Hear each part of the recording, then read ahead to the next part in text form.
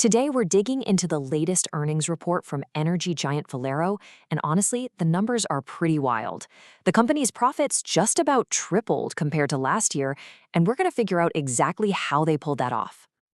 So let's just get right to the headline number one.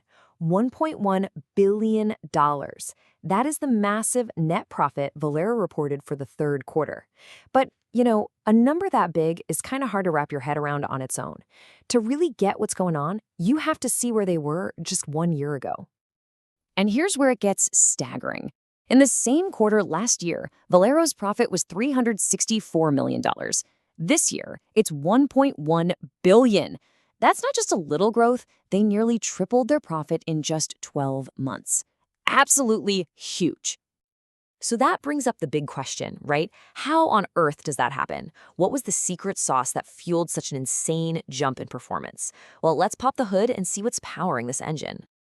Okay, the first and by far the most important piece of this puzzle is refining.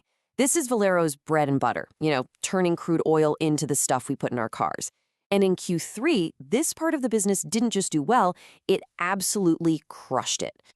Valero's CEO, Lane Riggs, put it down to the company's operational and commercial excellence. And when you look at the data, you can see that's not just some empty corporate jargon. I mean, just look at these numbers from the refining business.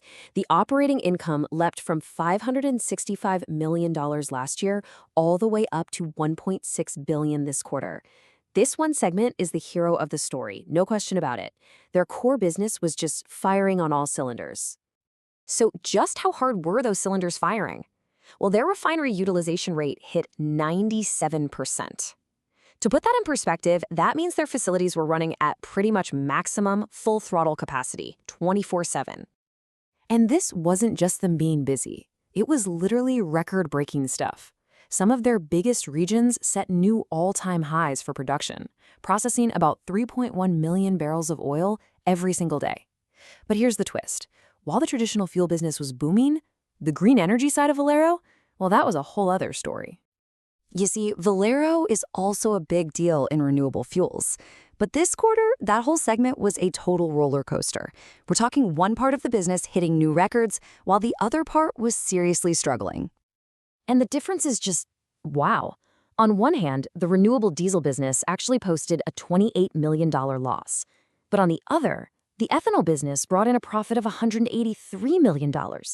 It's like two completely different stories inside the same division. And to make that renewable diesel number even more dramatic, last year, the same business made a $35 million profit. So it completely flipped from making money to losing it. That's a pretty big deal for that part of the company. But the ethanol business was there to save the day. Its profits grew really nicely, and production volumes actually hit a new company record. They were churning out an average of 4.6 million gallons of ethanol every single day. So yeah, one renewable stumbled, but the other one definitely picked up the slack. Okay, so profits are through the roof. The next question is pretty obvious. What did they do with all that cash? Well, it turns out a massive chunk of it went straight back to the owners of the company, the stockholders. Get this. In this quarter alone, Valero gave back a total of $1.3 billion to its stockholders, which, if you're keeping score, is actually more than the $1.1 billion in profit they made during the same time. And they did this in two ways. The biggest piece of the pie, $931 million, was used to buy back their own stock. The other $351 million was paid out as good old-fashioned cash dividends directly to investors. So after a monster quarter and a huge payout to shareholders, what's next? What's the game plan? Well, the report gives us a pretty clear hint about where Valero is placing its bets for the future. And it looks like they're doubling down on what's working best.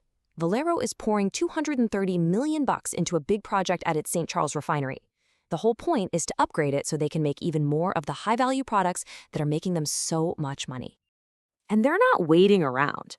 This project is already in progress, and Valero expects to have it up and running by the second half of 2026, which should make their refining powerhouse even stronger. And that kind of leaves us with the big final question. This report paints a really clear picture, right? You got massive success in traditional fossil fuels, but at the same time, a very bumpy ride in renewables. So as traditional refining soars and renewable diesel takes a hit, you have to wonder, where will Valero's real focus be in the years to come? That's the story to watch.